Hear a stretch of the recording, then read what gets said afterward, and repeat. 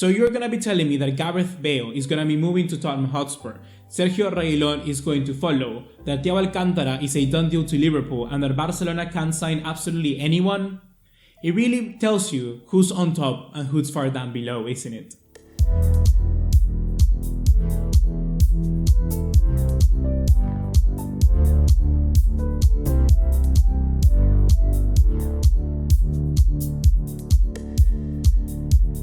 What's going on, guys? ¿Cómo están? BugaLuis here. Welcome back to another episode of pay-per-views here on the channel. I'm gonna be trying to do this new format like we did in the old times of this channel, because I just believe that it would be the best way for us to keep pumping up the content, remaining with consistency, while still being able to give you the quality kind of reaction to the news on, I wouldn't say a daily basis, but certainly more frequently than what we've been doing here on the channel. So hopefully you enjoy, and be sure to let me know of all the feedback in the comment box down below.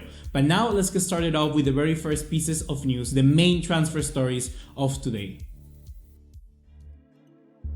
So I would like to begin here with Gareth Bale moving to Tottenham Hotspur, because I have to admit that I didn't believe that Gareth Bale could potentially leave Real Madrid anytime soon. We all know how his contract is kind of just humongous, and that there was no way for Real Madrid to terminate it, kind of like the way that Barcelona are doing with their biggest stars like Suarez and Arturo Vidal.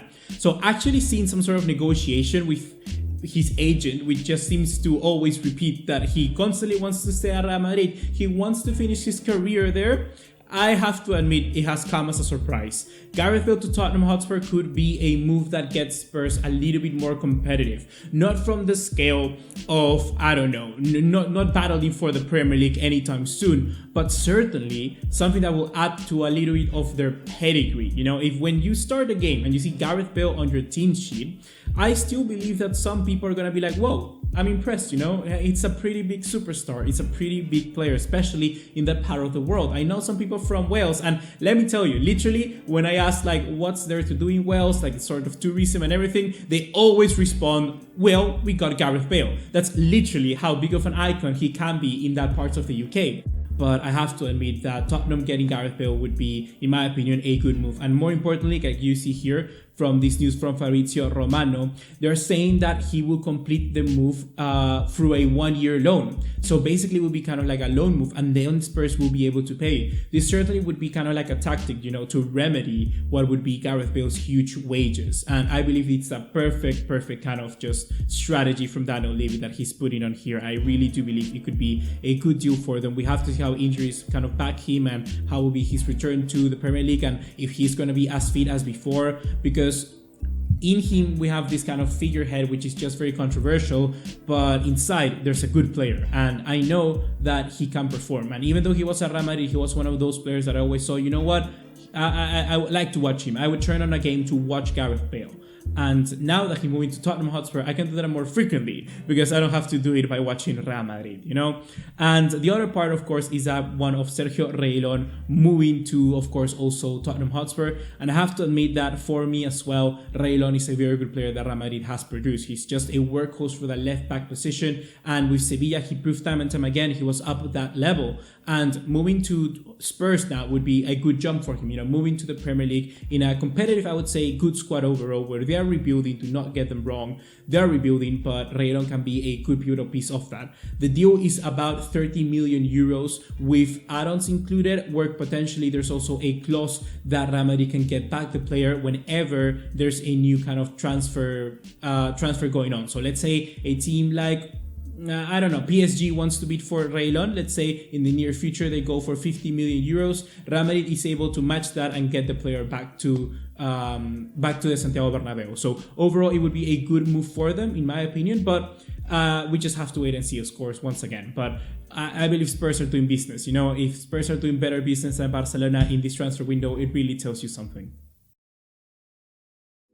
Moving on, we have to talk about Sergiño Dest, which seems to be a new target for Barcelona. And this is a player that, of course, we've been talking about for the longest of times. The US men's national team right back is just a talent. It really is a prodigy from the right back position, and there are not too many players right now in that area of the field in world football that I would go, you know what, we should buy him because he's a promising guy. You know, when you take a look at left backs, you got Alphonso Davies, you got Reguilon that we just mentioned, but at the right back position, I feel you're kind of just empty-handed. And Sergiño Dest is one of those, and even though he's still yet to make his impact, you know, for the common football watcher, you know, my dad doesn't know him, my friend do not know who Sergiño Dest is, but for us that we know a little bit more than the rest, you know, we have that football knowledge, Sergiño Dest is absolute quality.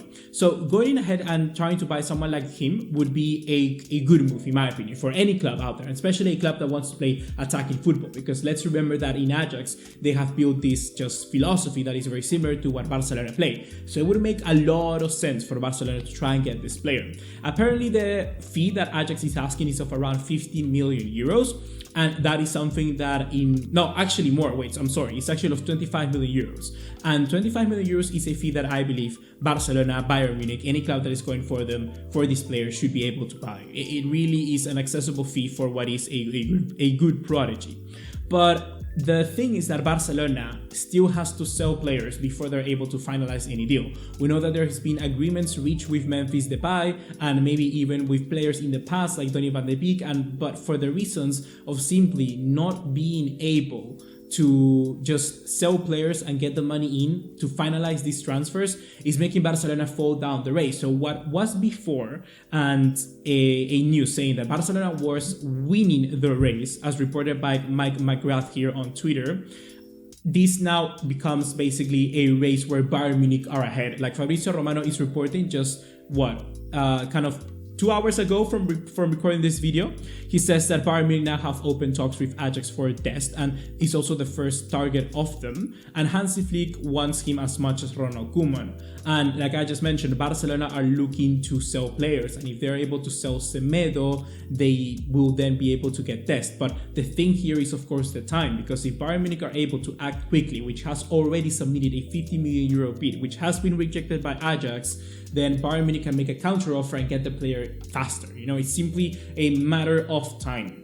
If you have more time capable, then you have basically more chances of signing this player. So Bayern Munich trying to get Sergiño Dest seems to be kind of happening as we speak, because Barcelona simply cannot move. And well, now we move onwards to the third story of the day, the main story that is. And it's of course Thiago Alcantara just agreeing a move to Liverpool now, because actually Liverpool have been able to agree a transfer fee for the player with Bayern Munich. And that was a thing that was kind of just stagnating a lot. You know, you have this player in Thiago Alcantara that is just amazing. And you know what, just to give you a little bit more, let's search Thiago Alcantara. Let's see what people are saying, you know. And just before that, just Liverpool wasn't able, you know, to sign this player. Oh, look at that render. That's a pretty good render, I have to admit. That's a pretty good render. So before, they weren't able to sign the player, you know, because they literally didn't have the funds. But Liverpool have managed a way without even selling Wijnaldum to Barcelona. And that's a stepping stone for them that honestly is huge, because they're getting in Thiago an absolute beast of a midfield maestro. Basically, I made a video commenting about him, about what will be next for him, what will be the best for Thiago to go. And taking Liverpool as a decision, not coming to Barcelona or not going to Manchester United, is honestly a probably good decision for him. A player at that age who needs just to play for the last remainder of his years in the top of European football, Liverpool is the right place to be. And for Liverpool, they're not only getting this extra midfield, you know, but they're getting a player that is going to evolve that midfield, you know, that's going to be taking them to the next level. Liverpool are sort of kind of getting figured out now, because they are struggling, you know. Marcelo Bielsa's Leeds gave them a run for their money at Anfield, something that didn't happen before, especially not even in the first game of the season. So Thiago would certainly add a different edge to the Liverpool side, and Klopp is doing beats here. He really is. So good job on Liverpool getting Thiago Alcantara. It's going to be a wonder, a delight to watch a player like him on the Premier League, in the, I'm not going to say the biggest kind of league in the world, but probably the most competitive indeed. And yeah, indeed, it's going to be amazing. And can I just give you a shout out as well, mentioning that Thiago, how the hell is Thiago 85 rated on FIFA 21? These FIFA 21 ratings are insane. Come on, 85 Thiago. I was expecting 89, 88. I was with my friend, reacting to the things on Discord, and my goodness, 85 rated Thiago. That's an insult to the player at -2 downgrade. Come on, fuck off, EA. Moving on to quick hit, guys, we got Luis Suarez arriving at Italy, and that is not to sign his contract with Juventus. He's arriving at Perugia to take his exam for the B2 visa of nationality, so that he's able to kind of register for any club that he goes to, or if he stays at Barcelona, not like an extra communitary player. He can actually represent Italy in a way, just for the rules, for the FIFA rules. So he's moving there to take the exam. And depending on how that exam goes, which let's hope that Suarez is an A-class student. I don't know about you guys, but language hasn't always been the best part of my things. Well, math is actually the worst thing that I've gotten. But here, actually, he is reported by Summer Martin, which is a good, reliable source, ESPN. He's the correspondent of ESPN of Barcelona. And he's talking that Luis Suarez on his way to Italy, as reported by Alejandro Segura, is now confirmed by Moiseren as well, which is a good, reliable source also for ESPN, that perhaps the move to Juventus could be back on the table. Like, it's not ready, it's not finalized, but it could be getting traction again, simply because he's now able to take the exam much earlier than anticipated. We still have to see how the overall distribution of the visa kind of works out. You know that these things take like at least 2-3 weeks to actually make. So if he's able to get it before the 8th of October, then it would be a move for Suarez to leave to Juventus. Juventus, on the other hand, are making moves for Checo, while Checo is leaving Roma, and then Milik is moving to Roma from Napoli. It's kind of like a chain of command, I would say, like a domino effect. So it would be good. I actually do not understand why Juventus is pursuing Checo. I think he's a world-class striker, but Milik could be good enough, and he's way, way younger, but that's another thing. Another news that we have to mention is that if you're not aware what's happening currently at Barcelona, there's right now the motion of censure, or I'm just gonna say it in Spanish, I speak Spanish. La moción de censura is of 19k signatures. 19,000 signatures have been gotten basically for this moción de censura. And what this means is that if this kind of group that has gotten together presents this to Barcelona, they have the possibility of creating a vote again to see whether Bartomeu should stay or not. And probably that Bartomeu is not going to win that vote. So it's huge news for everyone. As you see right here, that's the gift. That's every single Barcelona fan right now with the face of Cristiano Ronaldo just going like crazy. That's me right now, honestly, because I never anticipated the day that Bartomeu could leave Barcelona, and it could happen, We still have to wait and see. Perhaps Bartomeu pulls another masterclass, another bunny out of the hat, another rabbit. But yeah, we just have to wait and see, honestly. It's just a matter of time, and it's due, it's due. Bartomeu needs to get the hell out of this club.